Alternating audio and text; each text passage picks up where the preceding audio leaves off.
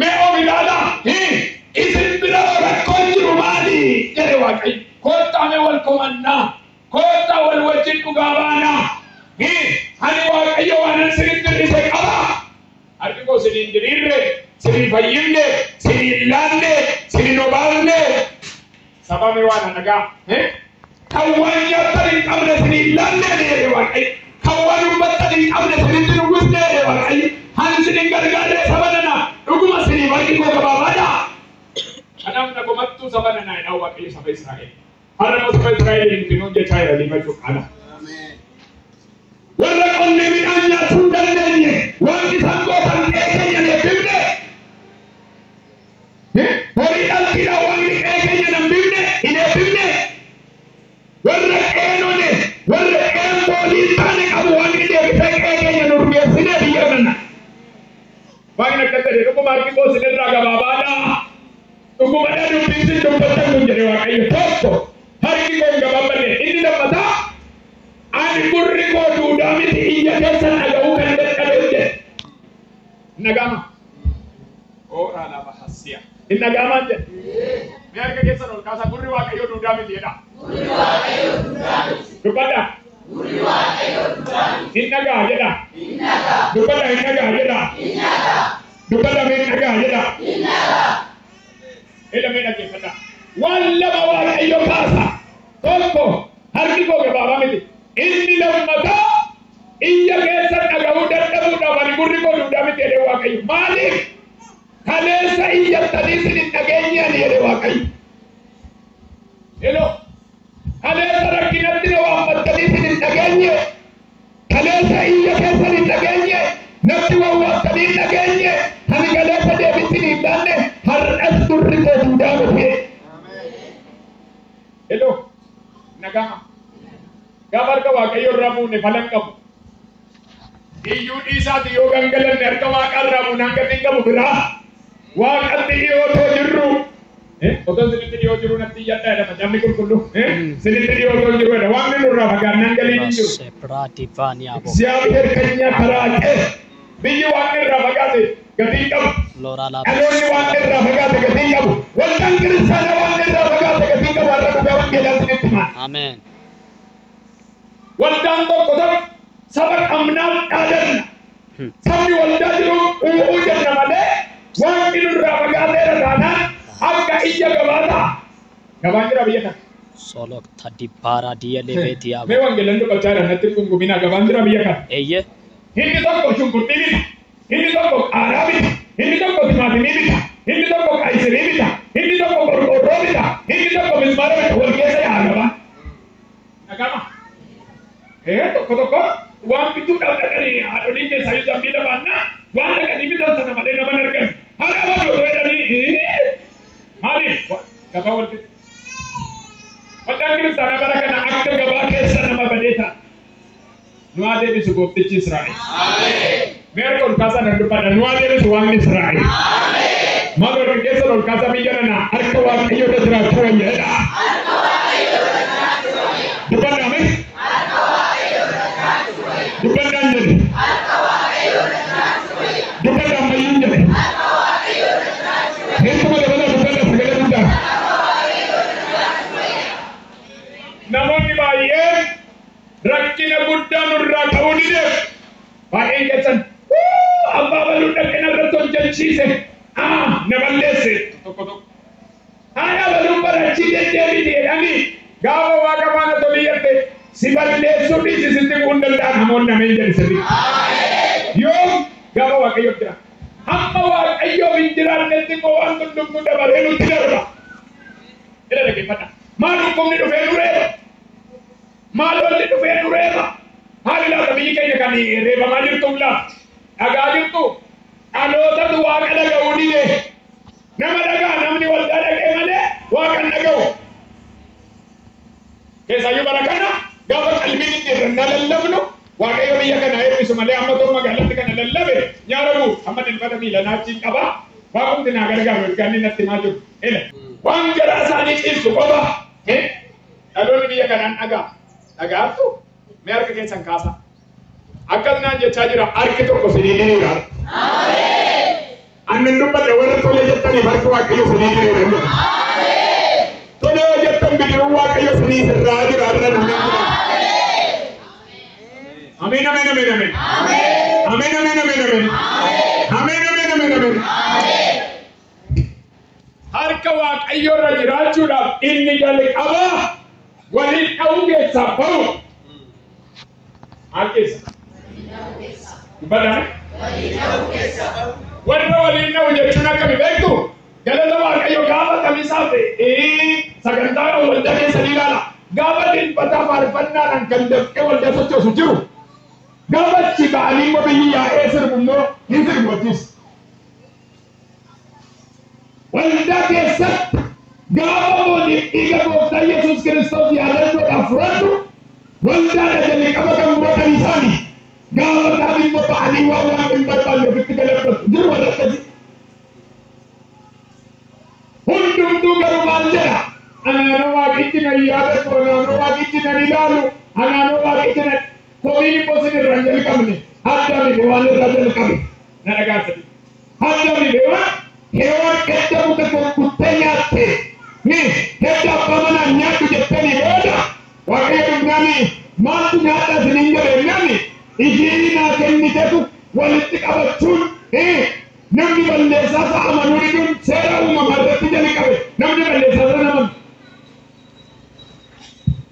Hawaasni sammuu deebisee fitu cubbuu isaa himatee waaqa dura tokko tokko jilbeeffatame soduutan haala nu waldanoodha haala nu maalan godhe maala nu maalan Macamni qulqulluu garbatti argamalluun jedha isin soba malee dhugaan dubbattanii har'amni keessan komii taasa na gomattu galanni mana keessan hin jiru jedhee Waaqayyo eela dhaggeeffata na gomattu manaa baatanii iddoo qottanitti iddoo barattanitti iddoo tajaajiltanitti maal gootu na gomattu komii darraba keessanii ba'a maalan sin godhe dhuguman sinii hojjenne dhuguman harka koo siniin diriirsine mamma maal jedha haa isin soba duukaa buutu warra dhugaa dubbatanii jaallattanii mee dhugaadhuma wangeelaa sinitti marra gabaabsee dubbadhaadha barri nuyi keessa jiru namni dhugaa jaallata isin እውነት የሚወደድበት ዘመን ነው namoonni dhugaa dubbatan nama qabu waldaa keessatti bara nuyi keessa jiru kan mana hundi yoo dhaabbate soba wangeela qabatee irra kaa maaliif fira isa gargaaruudhaaf nagama meeqa ol kaasa har'a nan dubbadha biyya keenya irraa xoofoon sobaa haa garagalu maqaa Yesuusiin hojjonni teessoo qabatan haa garagalu maqaa Yesuus Kiristoosiin kiristaana jechuun soddonni teessoo ol ka'an rakka ta'an hin eeyyamu kiristaanni dhugaan warra harka Waaqayyo irra jiraatu bara keessatti harka Waaqayyo eegu namoonni as keessa gatii baastanii waaqni naa qaqqabatanii waaqni baratti gatii keessan bidee dhufe jirtu Waaqayyoon otoo eegdaniin salphattanii dhaloota waa tokkoon dubbadhaarra Waaqayyoon eeguun kabaja guddaa qaba. Itti maamee nama sintan Waaqayyoon eeguun kabaja guddaa qabadha. Itti maa sirriitti akka qabaata. Dubbanni sirriitti. Bara keetti jedhanii akka qabaata. Waan gaarii arguu barbaadda jedhanii. Waaqayyoon eegi jedhanii. Harka Waaqayyo irra jiraatu jedhanii. Ameen ameen ameen ameen. Ameen ameen ameen ameen. Ameen ameen ameen ameen. Hallelujah. Hallelujah. Waaqayyo bara keessatti warra ofitti ofaman otoo hin taane warra harka Waaqayyo irratti ofaman hin barbaadu. Fakkeenya tokko tokko kaasee seera uumamaa boqonnaa ja'a gaafa dhaqxanii ilaaltan kutaa kana faana wal fakkaatu argitu seera uumamaa boqonnaa ja'a Zarzarat muraaf 6 akkas jedha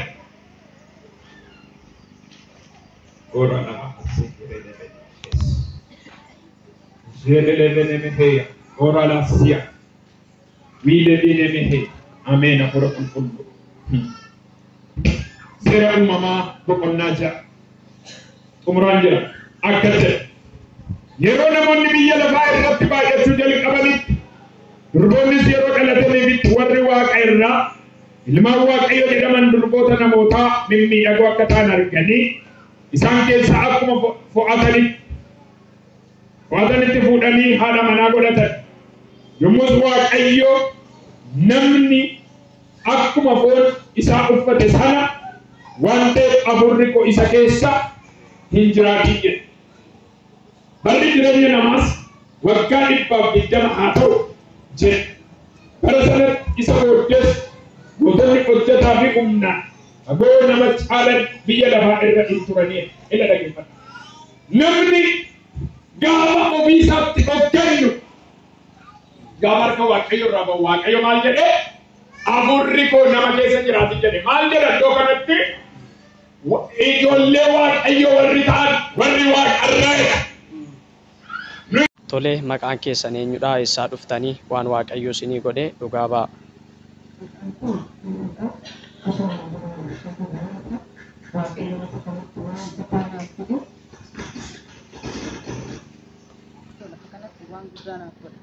Waggaa har'aati natti fakkaata.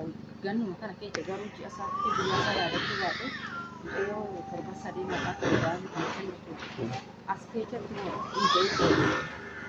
Samboda itu kalau cara mak oli kan itu mah selalu mau waktu yang nanti sama cara itu waktu itu mencari jadi itu makarat kami samboda erat tidak ada ikan pun buat seni apa sih ergabe yang boda wanggut wala itu mana ya lagi cek na korci kenani pi torban hak akhir korci kan lain dah kenni pi korci kan ergabe yang boda di halalan tu aja enna korci kan DC rawat itu kan ergabe yang boda nama kau DC ammas lalam nafit isa oturiti ammas torban hak debsin anjaran korce kenni lo kana korce kenni isa fi dikko anjarani samboda ammas debse guyasan anjarani sadafa debiye nannake debiye taknan fa itti waliyamani lala tuani chu askete tikakabani nani korce shorofi fi ke wani wan ugamulam kenni fi isa kenni samboda torban tokko korce kana ya fayyadamtu atis wan qoppa iti korce kana wan badumma ira stress wan ta'efi TV ta'uu danda'a tokko deemtee alalamtu yoo laalamtu kanammoo baqaqee ba'an anjira samboda nan cenne qaree kan korce san kennee fi korce san yoo dhufe hin ba'a akkasuma baay'isee bahara yoo dhiqattus nafa san bunaan dhiitaa baay'ee samboda guyyaa tokko dhufe achi namni waaqayyo yoo isaan kadhatan nama bakka isa dhufu dhaqa qabaati kadhadhaadhaa jedhan ani ishee of cinaa godhiisan harkaan qabee raawwadhee kadhadheef jechuudha bakkuma ishii jirtu harkumaan qabee kadhadhee fi dhiitaa sunaa gaaraatti ittiin deebinee jechuudha samboda dhufee dhugaanaan ba'an jedha garuu sodaadhuma keessa gala. Mee isa dhiitaa namarraa baqsu kana waaqayyoodhaaf galata dhiyeessaa. Mana yaalaa geessitee manni yaalaa dhukkuba maqaasaa sitti himne dhiitaa sun maalidha siin jedhan? Dhukkubni sun TB ta'uu danda'a. TBdhaan an jedhan TB yoo ta'e kana immoo shooftu geejjitaa qorcha kana yoo fixxee baqaqee ba'an an jedhan. Garuu lafa kana dhuftee namni waaqayyoo tutu sin biran gahin harka keessan iddoo dhukkuba keessanirra kaasiniin jedhanii sinii kadhatanii ergasii bilisa jechuudha. Bilisa taatee jechuudha. Mee waaqayyoodhaaf galata dhiyeessaa dabala. Wanti kun lammaffaan immoo torban sadeen har'aa dhufee kan ture jechuudha. Torban sadeen har'aa dhufee mucaawotaan daa'imuma san jechuudha. Isumaan dhugaa bahu nan baasuu jedhu waggaa guutee waggaa isaatti natti deebi'e. Guyyaarree wallaaluu baadhu guyyuma isaa eegee dadhabnaa natti fakkaata waaqayyo kan isa natti deebisee mucaawotaan ijji garuu aduma kana nagaadha yoo laalte waan dhukkubu fakkaatu ijji ishii kuccal jedheetuma dhiige. Dhiigni baay'ee dhiige. Torban lama guutuu sim jedheetuma irratti ilaala.